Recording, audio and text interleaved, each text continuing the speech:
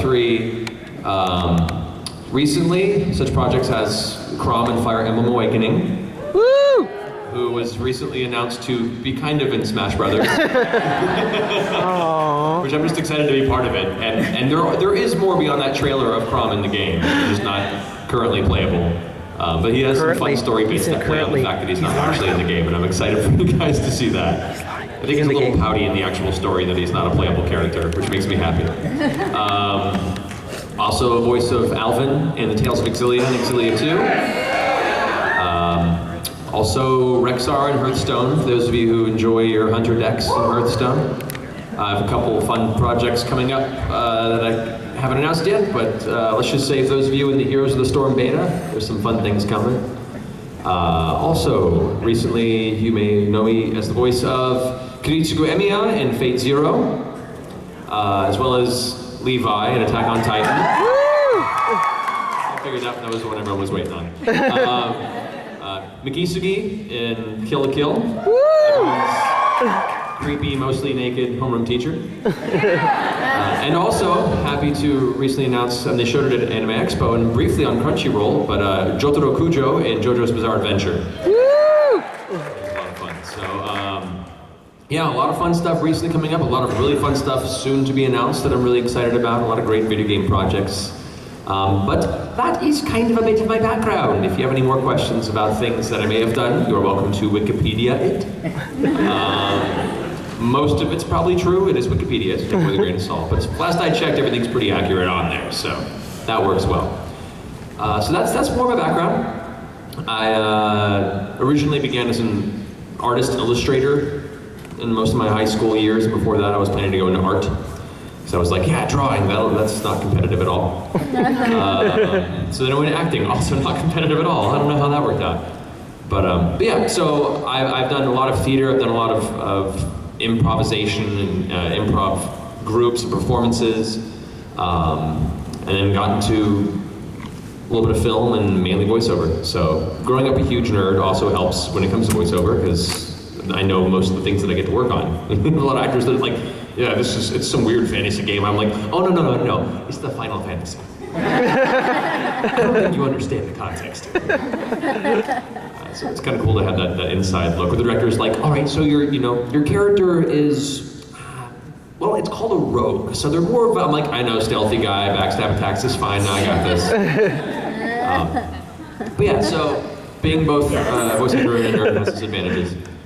But anyway, this panel is largely about cartoon voices, animation voices. We can branch off into other topics if you have burning questions, you're welcome to. This is kind of an open Q&A more than anything, because I really don't have much of another social Q&A, so don't be afraid to ask any particular questions. But yeah, so give you a little overview of the different types of animation that are out there. The one you guys, obviously, based on the convention itself, more familiar with is Japanese animation, anime. Anime is a very technical process, and I'm sure you've seen videos or been a part of panels where they show the process of dubbing and matching lip flap, and if you haven't, just as that's kind of a quick re-up on that, all the animation's already preset. It's an existing piece that's animated for the most part to the original Japanese performance. So when you're given a script, it's adapted from the translation to not only have more context in the English language and to sound more natural for an English-speaking audience, but also as an actor, you have to be able to do your research on the character, understand the point of being an actor, and really bring a believable performance to these characters as best you can, still have the real emotional context to a scene, and then squeeze it into a tiny little, very specific period of time and movement of mouth flap. So it's a very technical process. It's a fun challenge, actually. I really enjoy the challenge of it, because then when I do non-anime stuff, that stuff feels like a breeze by comparison. I'm like, oh, I can do whatever I want with it? Okay, that's cool. I'll take as much time as I want. Can't do that with anime, which is why it's really a collaborative process between the actor, the director, and the writers to try and make sure that it fits in the beats, and a lot of it's writing on the fly and adjusting lines that don't sound natural within that pace. And I'm glad there's a lot more attention put towards it now than the classic days of yore, the 90s era of anime voiceover, which we all remember all so well. But, quit this way, guys, out, go! It sounds totally natural. I'm really excited that just the level of quality that's being brought in dubs these days, and the attention and the real passion that's being brought to the industry is starting to show through. And it's not everyone's cup of tea. There are those out there that are dub haters, and that's totally fine. I respect that. You must see things in the original Japanese. It's the only way to see it, and that's cool. It's available. You don't have to hate on the English if you don't like it, because you don't have to watch it. But that's totally cool. There are a lot of projects that it's a huge undertaking to take a property. For example, Attack on Titan, which already has such a big following, and bringing that to an English-speaking audience, it's a bit daunting, knowing the expectations behind such a project. But and going into that, I was a little nervous that oh no, are we going to do this right? And I was very, very excited that Mike McFarlane and the whole team at Funimation knew what they had on their hands and really approached it from a very respectful and appreciative standpoint. And every step of the way, every actor, every director, every person that's come to that property has put their blood and sweat and tears into making that the best they can. So really proud to be a part of that project. And I'm really excited for you guys to get through the rest of the first season, because I actually have stuff in the second half. Popping here and there for the last bits of the recent releases, but quite a bit fun in the next chunk, namely the the trial sequence where I beat the living crap out of Aaron. That was fun. That was a fun one. But yeah, so that's generally the process of anime is very, very involved. For Western animation, also referred to in most cases as prelay animation, which is where you record the voices before it's animated, is a little more flexible. It's a little more open to interpretation for the actor. You set the pace of the read, you make your choices, take your beats, and in many prelays, if you're lucky, they do cast recordings where everyone records as a group. And that is a wonderful treat whenever it does happen, because having multiple characters there to play off of each other, it reads like a radio play. You're all able to banter back and forth the dialogue you get to hear and interact with on the spot, and that makes for a really fun experience. It's not very cost effective for video games and anime because it's such a technical process that to have multiple actors in there, you'd get maybe a fourth of the lines done while paying 4 times as much. So that's why don't get too many cast recordings for in video games. But Western animation and prelay is a lot of fun for that reason. Plus, you have the opportunity of not really knowing how the animation is going to look until it comes back a year later for ADR. So you record it with maybe some artwork examples, and then you forget about it for a year, and then you come back for ADR, and then you get to see the scenes animated finally to your original performance. You're like, oh, that's what it's going to look like. That's cool. So whereas anime, you get it all up front. Prelay, it's kind of a nice surprise at the end. It's a present that somebody forgot to give you for your last birthday, and they find it 8 months later, and you're like, oh, yeah, cool. It's a coffee maker, right? But yeah, so that's a lot of fun.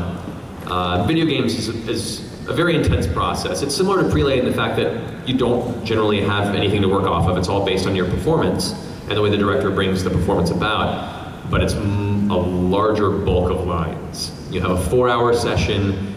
You don't get the script ahead of time for the most part, and it's cold reading line after line after line. You get 3 takes, go, 3 takes, go, and it's just trudging through it. So for people that know that process, you can really tell those that have experience and have really studied the process of video game recording versus those that haven't, because it's very daunting if you're not prepared for it. But yeah, so that was a very intense solitary experience for the most part too.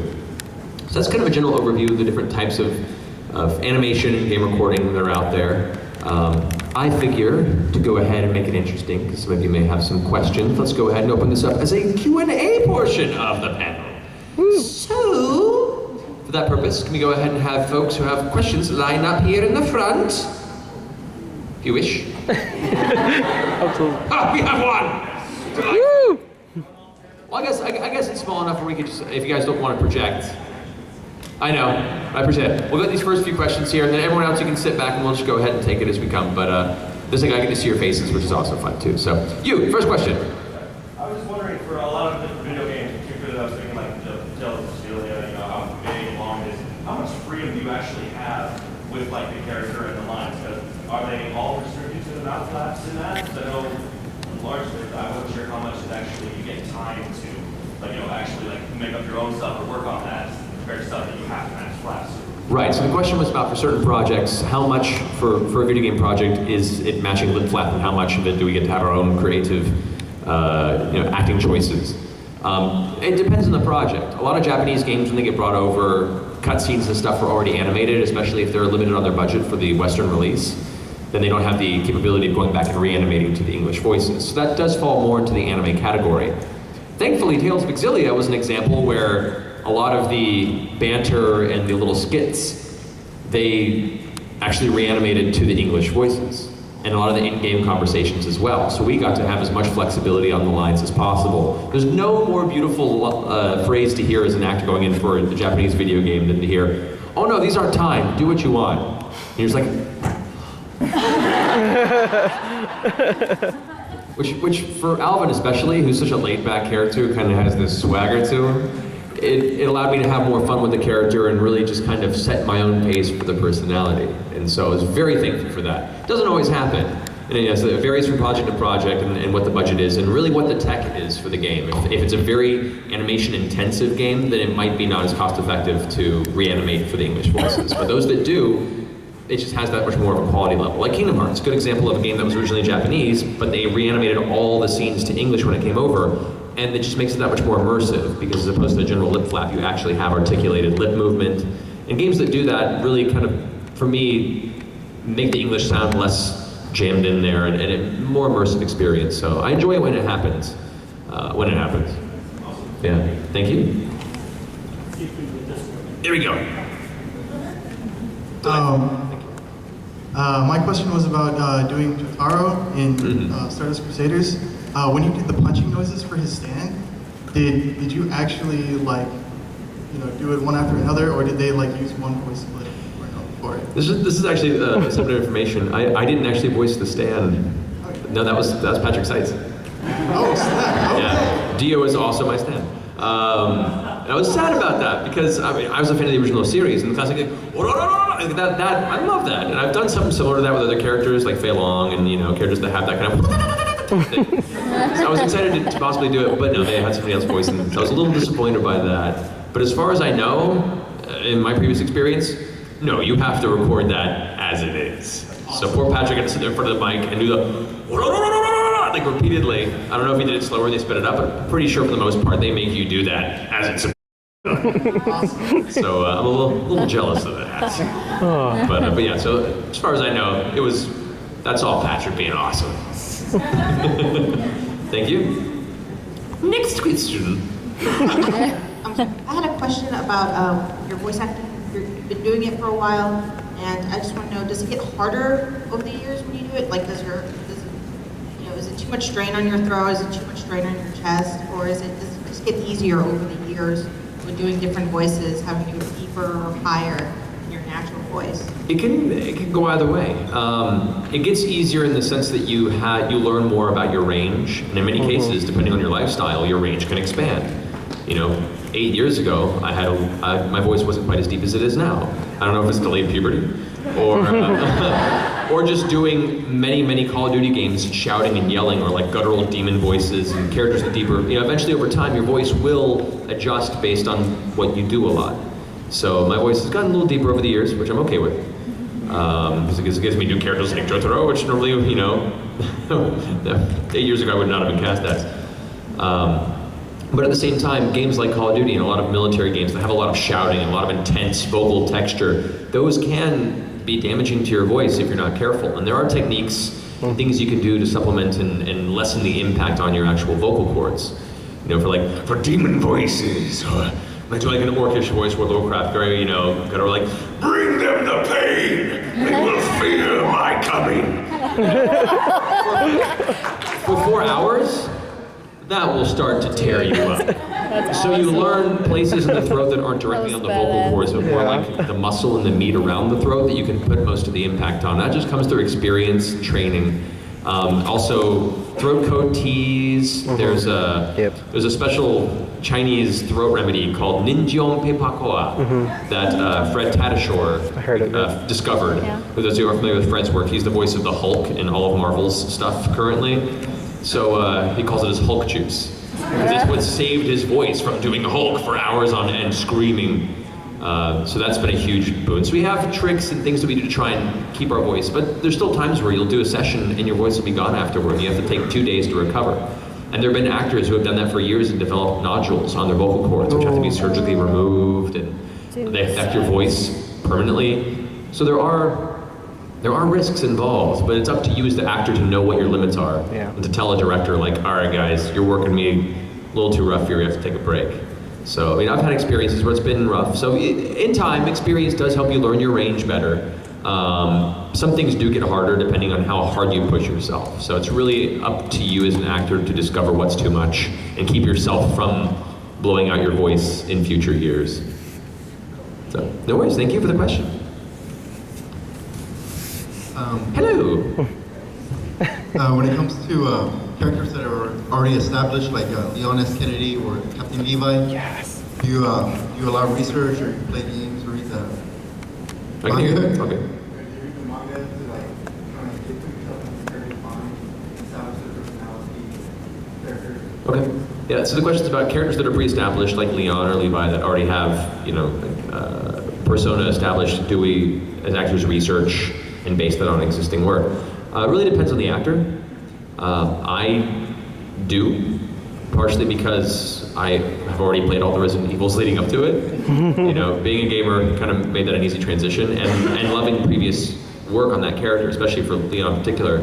Paul Mercier's work on Leon was a huge inspiration for me to take that. So I wanted to take what he had done with the character and make it my own, but also make enough of it akin to the original Leon performance that it was an easy transition, and it was honoring what he had already established and just kind of taking it in my direction and taking it where the story is taking it, where he's a little more hardened, a little more dark, a little more beaten down by the fact that the horrible things keep happening no matter how hard he tries. And so, playing that character arc, especially in the Resident Evil film Damnation, you get to see him start more like the Resident Evil 4 Leon, got to play more the cocksure Leon, and then take him to that transition to more just beaten down and like, this is never going to end towards the end. So yeah, a lot of research goes into making sure that it's not too different or doesn't respect the previous performance. With Levi in particular, I watched the show even before I had booked it. I just auditioned for it and went, without really knowing much about it. I auditioned for it, researched a little bit online, got a little bit idea for his personality, then went back and watched the show before hearing back about it. I was like, this show is amazing. Like, marathon it all on one Sunday on my couch, like wrapped in a blanket, just, And so for Levi, definitely when I actually ended up booking it and then going in to record it, it was very much wanting to play off the personality beats of him, that he is this very kind of cold, reserved, doesn't really give a crap type personality, but on the inside too, he does care for his men. He just keeps it all very close to his chest. He's a very solo, very self-assured, doesn't want to rely on anyone else type thing, except for maybe his elite squad. But he is still a person. He does have emotions. He does have his wants, his needs and stuff. He just keeps it all very, very close to his chest. And so I wanted to carry those from the original performance and the original story, and still make Levi a little bit of my own too. Because it's one thing to copy performances, another as an actor where you want to bring your own life to it as well. So yeah, the answer is yes. I like to research. I like to pay homage to the people who already established the characters and then make it my own. Not all actors like that, because not all actors have a lot of time. Or some older actors are like, I don't know these video games, I'll just do my thing, and that's cool too, and that's a really interesting take. But that's my personal choice. Do you mind if I ask that? It's a quick one. We got a line building up. Are you approaching a character that's like brand new? Okay, so how do I approach a character that hasn't been established, that's brand new? Generally, you get what's called a character breakdown when you audition for something, or when you have a character that you work on where it has personality traits, age range, 20s to 30s, gruff, militaristic but soft-hearted, respects his friends but also knows when the proverbial crap hits the fan, he has to bear down and be the one to make the tough choices. And you get that breakdown, you find a voice for it, you kind of put yourself through that upbringing, that personality, and then you just practice and find a voice you think best fits it. So it's a process like any actor. You build a character based on what information is given, then you make your own choices. There are many things about many characters that I haven't been told that I decided on my own. There's stuff about Levi that I haven't read the manga. I don't know how the next part goes, so I don't want to know. I want it to be a surprise. But you know, you have to decide with the information you're given how the rest of his life has been. You know, I know a little bit about the fact that he had kind of a shady past, and so I kind of built that for myself and decided how that would affect him. You know, so for characters that are fresh and new, you kind of just have to make those decisions as an actor, connect with them, and hope that that resonates with the people that get to enjoy your performance. So, cool. Thank you. Hello. Next question. I have a compliment question. First off, I absolutely loved you as Leon. I don't think anybody could perform that well with me. Thank you. I appreciate that. Yes. Question is, which one did you have more fun with? Recording for Resident Evil 6 or Damnation?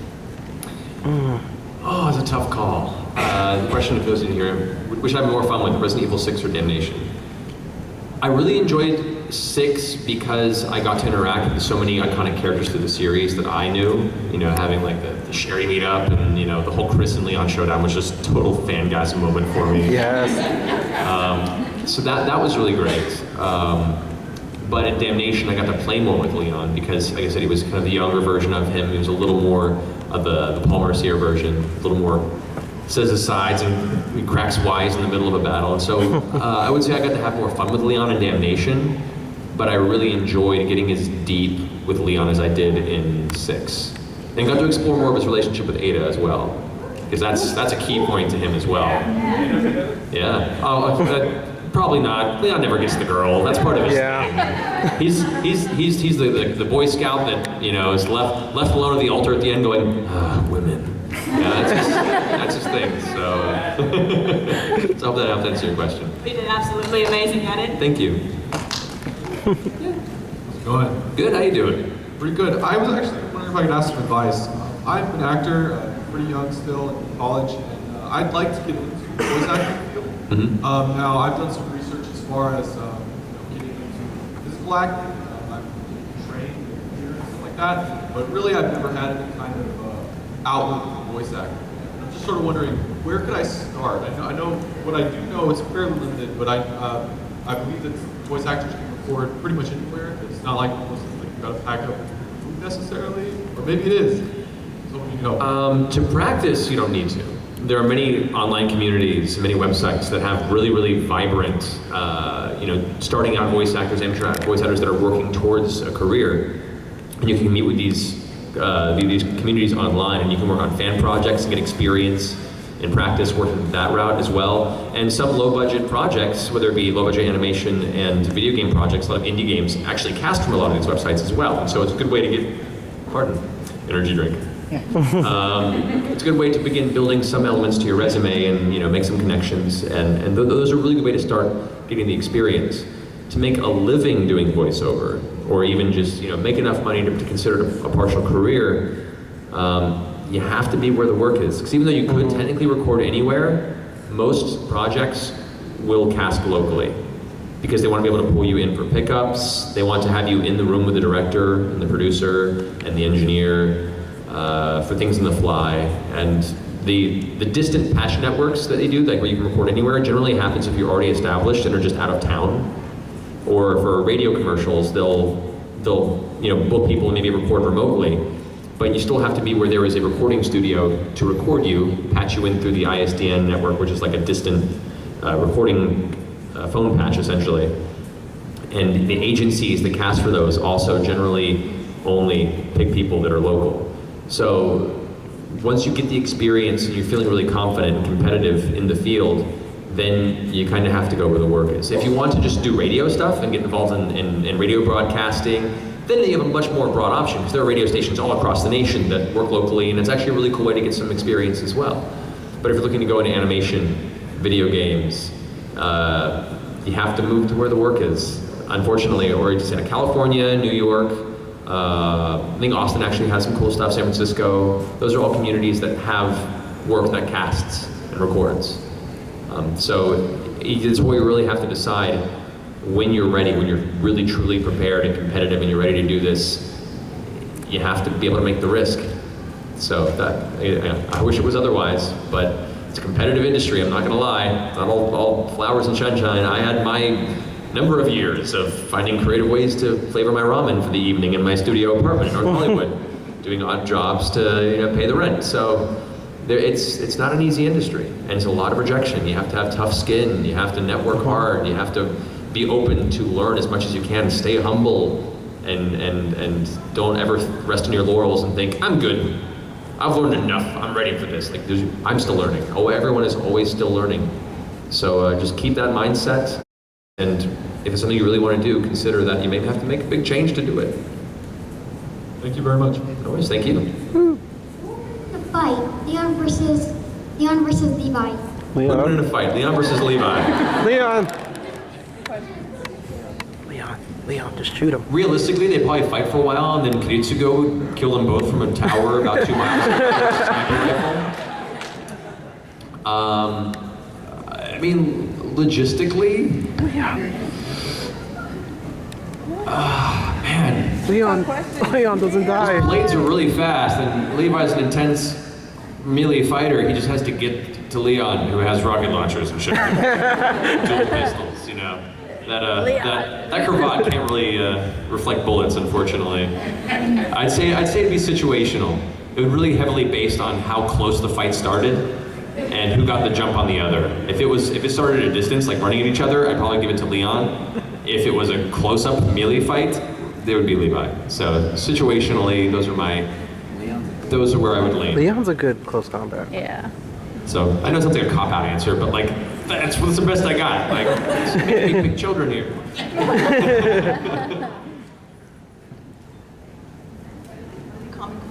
Common questions are fine. It's all good. Yeah, certainly. How do you be an actor? At your age, start taking classes. Voice acting, and this is something I really want to emphasize for those who are interested in going into the field. The most important part of voice acting is acting. You can do cool voices and cool impressions, and that's great, but you need to have a very strong base of performance experience underneath that to be competitive and to stand out and to really bring the voice part that much stronger. So I recommend doing classes for scene study, character study, get into any sort of workshops that are nearby, and working with people that have experience directing children, and then eventually working up into, get involved in community theater is a great way to get more experience. But you want to really have a strong base of performance experience acting, and then layer the cool voices on top of that. Because then the voices are just the cool layer you put onto that in the end. But yeah, that's my biggest recommendation going forward is take acting classes. But be careful about becoming a child actor, because that doesn't always end well. Thank you. I have a bone to pick with you. No pun intended. No, please, question. Coming for you, Levi. I don't think it's going to work out for you well in the end. Just saying. I know, I'll have to clean you off. As long as you're keeping it clean, I'm okay with that. As far as we're talking about getting a strong base, as far as any one particular credential or set of credentials or experience, is there anything in particular that the industry does look for when it comes to new voice actors? When it comes to new voice actors, one of the first things they look for is experience.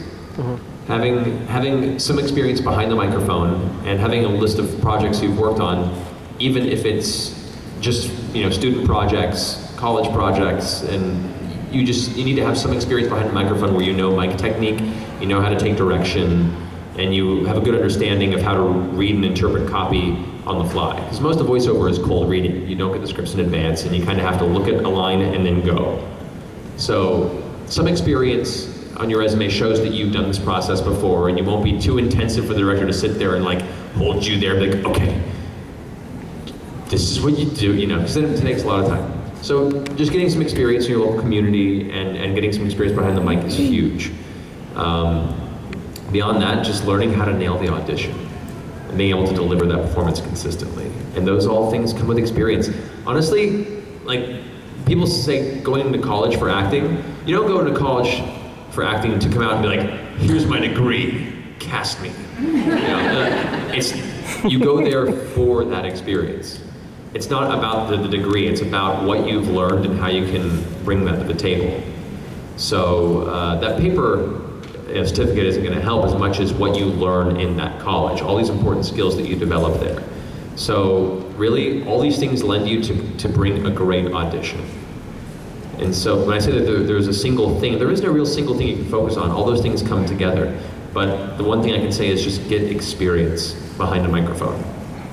That's the biggest boon to you, because once you get comfortable there, then you get comfortable in an audition process, which I still get nervous at auditions. I still go in for reads for certain projects, and I'll be like, oh, cool, this will be fun. And I sit down, waiting for my turn, and the butterflies kick in my stomach. I start getting that little sweat on my bead on my forehead, and I'm like, oh boy, I hope I don't mess this up. So it still happens to me. But just through that experience, you are able to lessen that, quench that, and go in there confident and deliver something that you are confident in, and as such comes through the read, and the directors listen to it and go, wow, this kid knows what he means. Put him in the film. You know, because everyone apparently is like a mafia boss from the 1930s. But yeah, that's my biggest recommendation. Thank you. Thank you. See you later. I had a funny story. Funny stories I'm open to. During the recording of Fire Emblem Awakening, I heard that voice director Patrick Seitz gave you a hard time when you were doing Kron's confessions.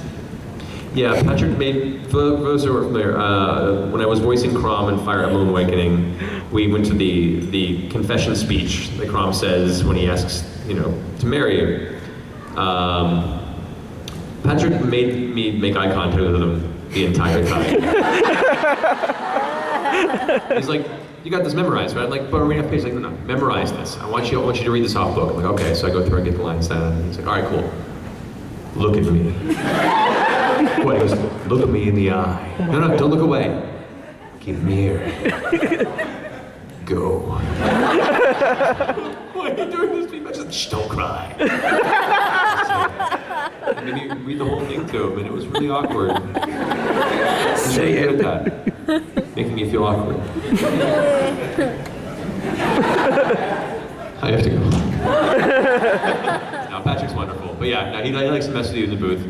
And it was fun. But I got him back when we were recording one of the ending sequences. There was a scene towards the very end, which is actually from the first part of the game, where it's like the sequence where it's a CG cutscene, kind of. It's pre-animated, where Crom helps pick a character up off the ground in first-person view and looks you deep in the eyes and says something. And they couldn't get the actual dialogue, the English dialogue, to match the lip flaps. So it was really articulate animation in his lips and what they were saying, and it just wasn't coming out right in the English. And so they were rewriting the line, and they couldn't figure it out. And I was thinking about it. I was watching the lip flap, and I told Patrick, oh, I got it. I got something that'll fit perfectly. He's like, okay. What is it? Like, just roll. Okay. And so then I record, and it's Crom's face coming in, looking you in the eyes, pulling you up by your hand, big smile, soft light. I can see your butthole. And it perfectly matched the lip flap. We gotta look at that. If you go look up online, look up that ending sequence. Oh my God. You can see like, oh no, that's totally what Crom is saying. Changes the context of the ending entirely. Sadly, they didn't keep it in the final version, but that was my slow revenge on Patrick by the end of the session. So. Oh my God. Do you think I can ask a real quick question? Quickly, yes. What's your relationship with Troy Baker? You seem to replace him when you can't consider a role, like right here at this convention. Our relationship is complicated on Facebook. No, me and Troy are really good friends. We've worked on a lot of projects together, and we're both big fans of each other's work. So I'm more than happy to. We have kind of a thing. I mean, he's a busy man nowadays. He's AAA titles left and right. He's doing amazing stuff. He's so funny. But he's also one man, and there's only so much time you have in a day between work, for him, his wife Pam, and things for himself personally with his band and a lot of projects. And it's hard to be able to do everything at once. And so there's a lot of things that he's unable to take up on. And I've kind of somehow made it known that I'm a good Baker match. So, but I'm happy to, because I really appreciate his work, and he's a good friend, and we're still kind of keeping it in that family, which is fun. And I love a lot of the characters I've had a chance to take over for. You know, Kanji is an amazing character. I love what he's established with that character. And so being able to step into those shoes, like Levi or Leon, very daunting.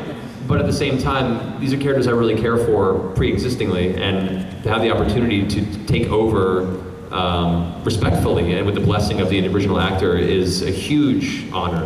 And I hope to continue to bring true essence of Kanji over into my performances in future projects as well. Now with Arena, Ultimax, and Persona Q, which Ultimax was fun because I got to do Shadow Kanji, which is a whole different ball game. Shadow Kanji is so much fun. Oh my god. Seriously, guys, you don't even know what you're in for. So that was a lot of fun. But yeah, nothing but love and respect between me and Troy, and we've had the pleasure to work on a number of projects together this year. And a lot of like mocap suits, wearing shiny balls, and you know, spandex. It's always fun. But yeah, so all is well, and it's. I think I'm looking forward to the time where I'm too busy and Troy has to take over for me. That'll be fun. Thank you. Hello. I wanted to ask. Correct me if I'm wrong, but I believe you worked on a couple of fan projects in your time. I've done quite a few fan projects, yeah. So I wanted to ask, what's the difference, sort of, between working on a fan project and a professional project? Like how it feels, just how it works. Well, fan projects, they're passion projects.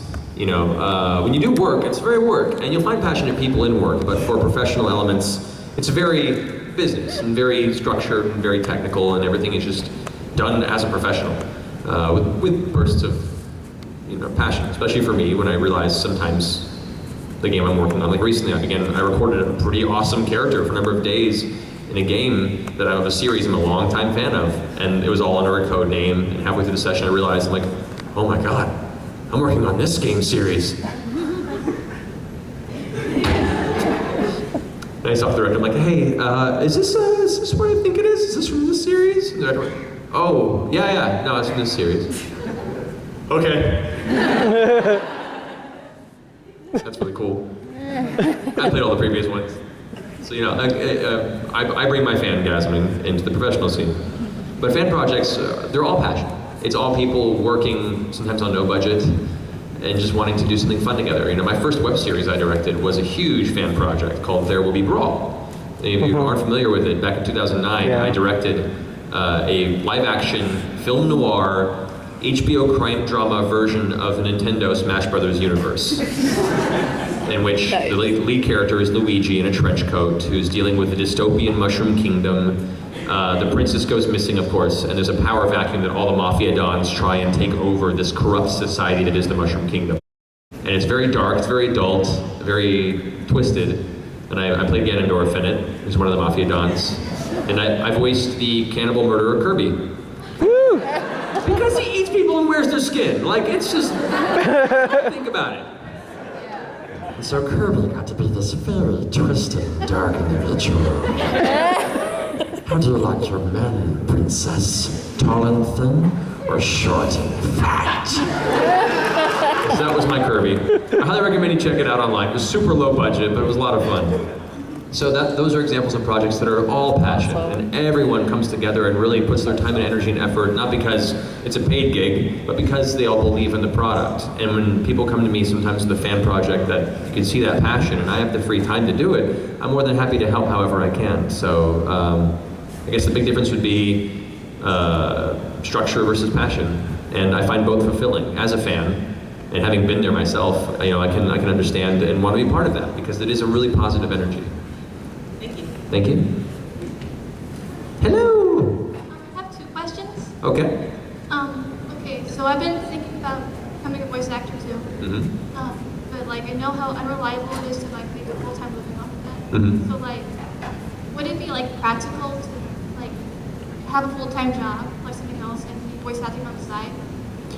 It depends on the full-time job you have. I know people that actually do voiceover, and a lot of people that are just now getting into the professional realm of voiceover that have jobs as well. It's about finding a job that has the flexibility. I know a lot of people are waiters, waitresses, servers, where they can change shifts if they end up booking something, you know, or if they only work part-time as well, or jobs that can be understanding of suddenly you have to go to an audition or go record. It's difficult, and that's kind of the golden question for most actors in Los Angeles too. People that are getting into that career are like, what can I find to work, for work and for a generally consistent paycheck that will allow me the flexibility to suddenly bolt out for an hour, do an audition in downtown Hollywood, then run back and continue working for the day. It's not easy, but it's definitely doable. You just have to put the research into careers or jobs that will allow you that flexibility and the chance to eventually get out and do some work on the side real fast or change shifts with somebody. Like before I started doing this for a living, I worked full-time for years in game development. And I had to quit my job to pursue voiceover because I would not have that flexibility. I was working 60+ hour weeks for crunch time, producing games, and I saved up enough money, quit my job, and took the risk. In which case, like I said, I had to live in a tiny studio apartment, having to flavor ramen and find really creative ways to feed myself, and take my aluminum cans in so I can get gas, so I can drive across town for an audition. So that you have to get used to a very creative lifestyle as well. But if it is your passion, something you truly want to get into, and you have to put your all into it and take all that difficulty as part of the process and have it just drive you that much more to make it happen. And I've seen it happen. I've so far, made it happen on my end after years of hard work. So you just got to do your research, be ready to grin and bear it, and sometimes do work you're not too proud of.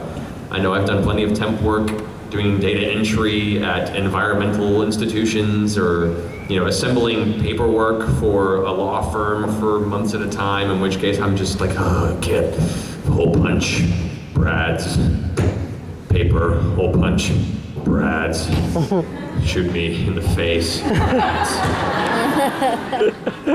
But such is life. So, toil and work for a passion. And my other question is, how would you describe your experience playing Levi? Experience playing Levi? Oh, he's fun. He's a fun character. He was definitely my favorite character in the series when I watched it. And then I remember I got the call from Mike McFarlane that I booked him, and I was driving at the time. And I'm driving down the 101 towards, I was actually going to my agency. He calls me, he's like, hey man, so, I wanted to let you know, if you're interested and able to make it out to Texas, I'd love to have you play Levi. And I got tied up, I'm like, okay, cool man. Yeah, no, that'd be great. We'll figure out a scheduling, I'll fly out there and do it. All right, thanks man. Talk to you later. Bye. Slow down, pull over, turn my car off.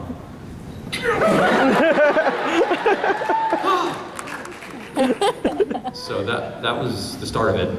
That's awesome. And then going in to record was great, being able to establish a voice for him that matched with the rest of the voices of the cast. Now understanding too at this point that Levi was a little older than we originally anticipated when the creator had finally said he was in his 30s, he's an older character, and against the whole cast. Generally, the English-speaking males America tend to have a little bit of a lower voice than a lot of Japanese males, so we wanted to find a voice for Levi that was not too low, but still kind of youngish sounding, but still low enough to the point where he differentiated from Aaron and a lot of the younger voices of the other male characters that were much younger than him, but also sounded younger than Irvin and a lot of the other deeper male voices. So it was fun to establish that voice for him, and then just being able to play that dark, cold, badass, and then having those few beats and moments of emotion peek through, like when he sees one of his soldiers dying and bleeding out, and giving basically his final words, that little moment where you get to see a little bit of the human side of Levi, and then he immediately covers it up afterward.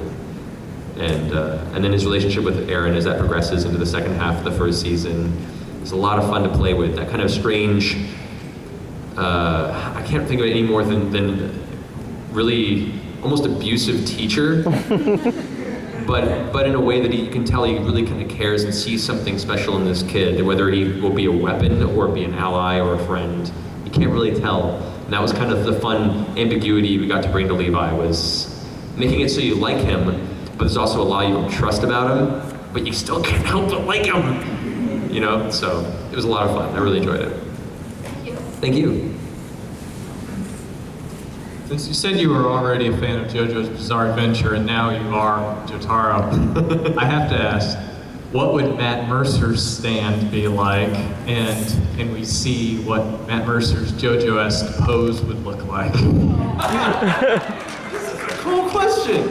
I like this. My stand would be called Nice Guy. He would, nice guy, or something like that. He would be, oh man. He would probably just have a big smile on his face and open doors for people. And he wouldn't kick the other stands' asses, he would convince the other stands to go get lunch with them and share a beer. He's more of a diplomatic stand, I think. My JoJo pose would probably be, oh man. How do I do this?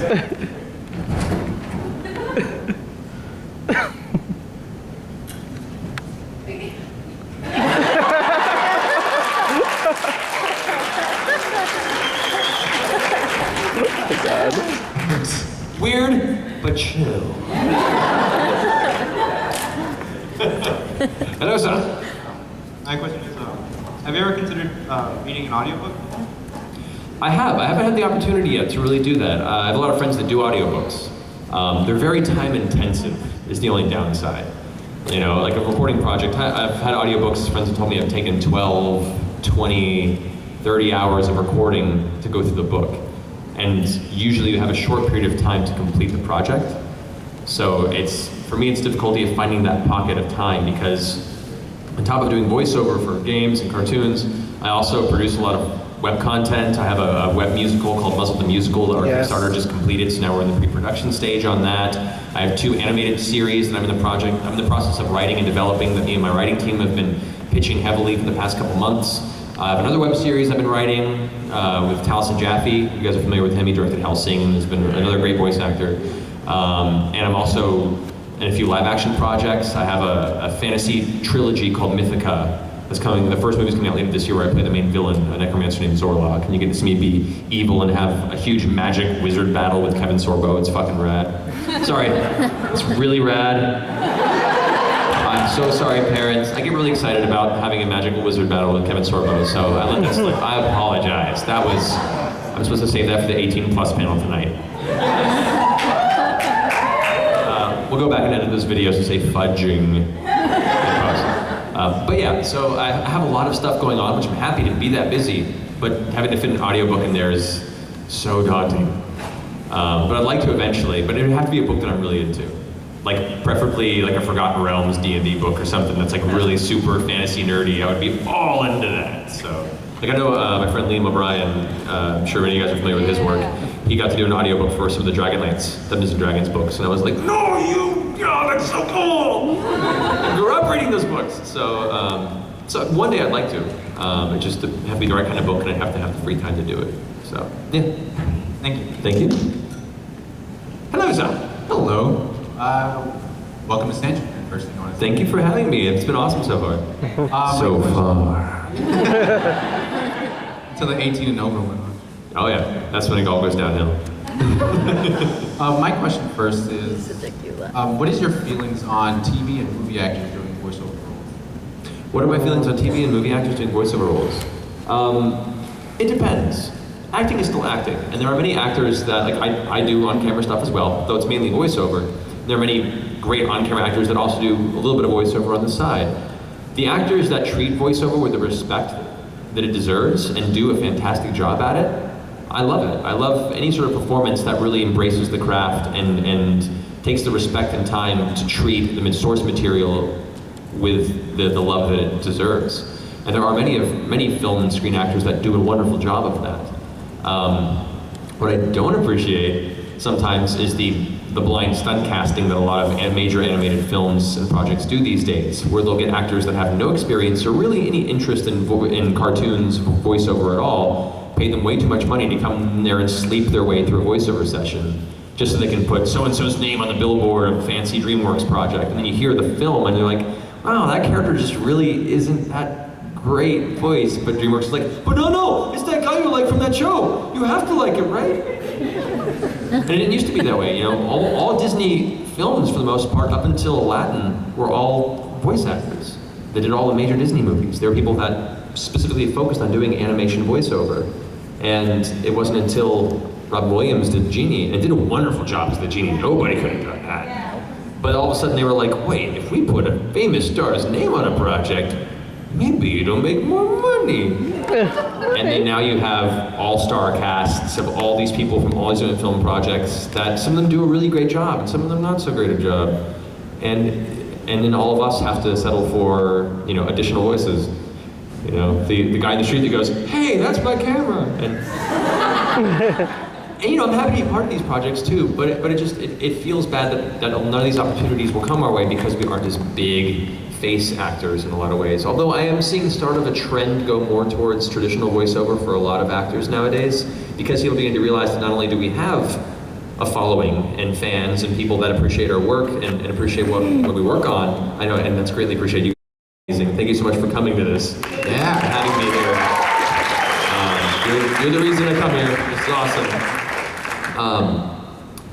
So I'll hope to see more of a trend of that going forward. Like Box Trolls coming up. I don't know if you guys are familiar with that movie, that stop motion film coming up.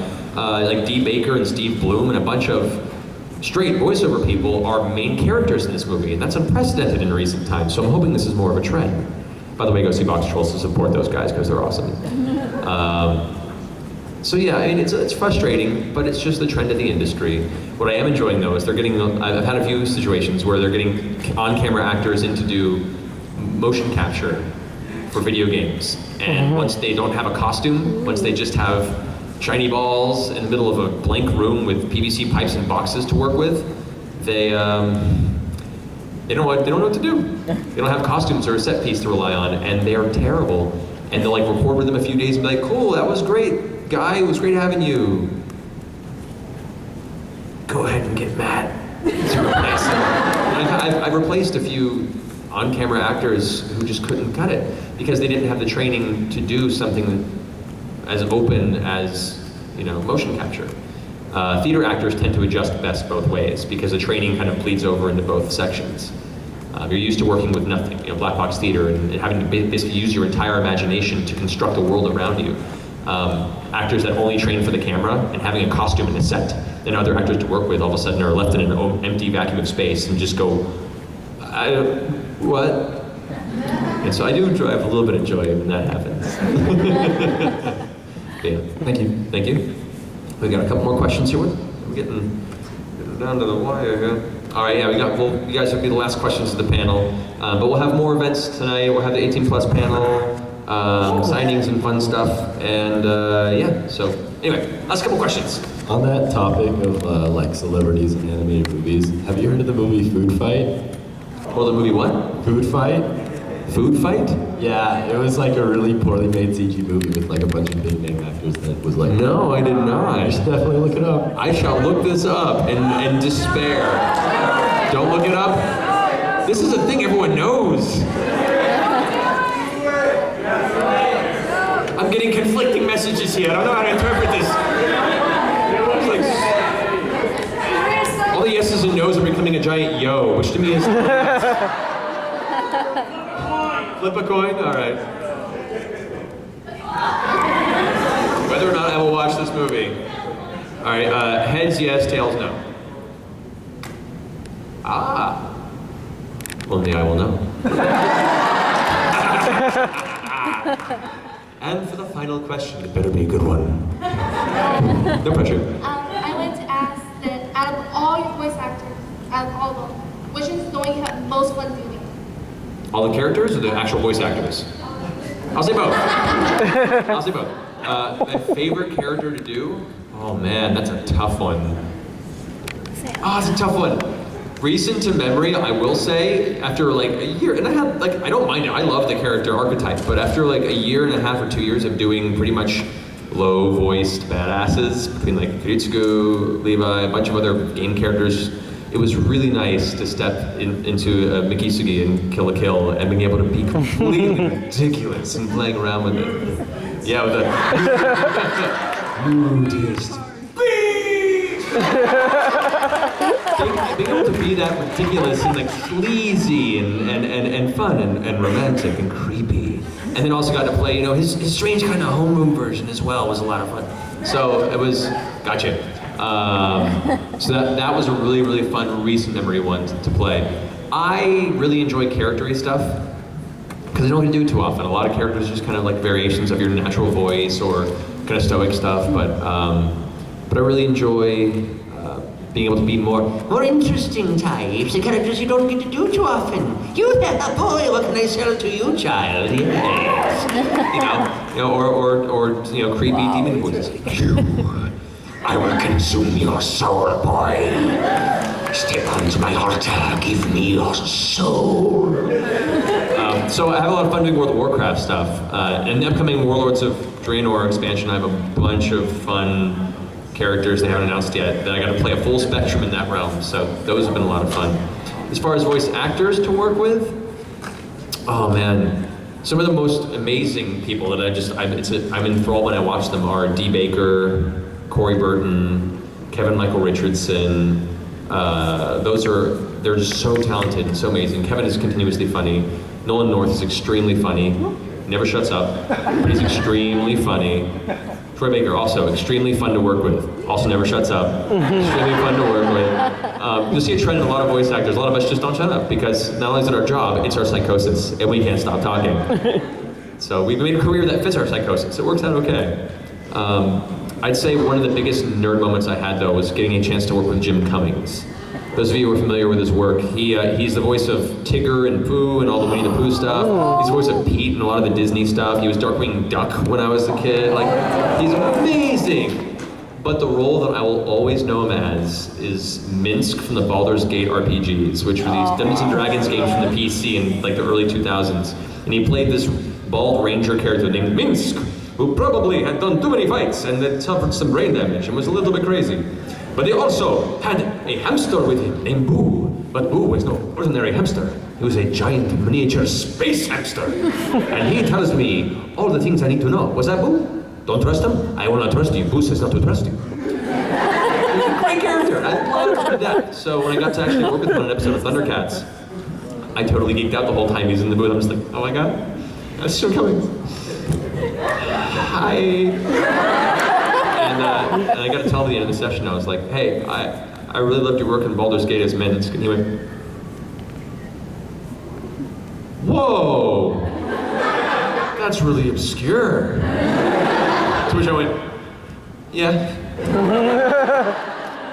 I couldn't take it, so that's probably one of my big nerd moments there. So, thank you. Thank you, I love it. Thank you very much.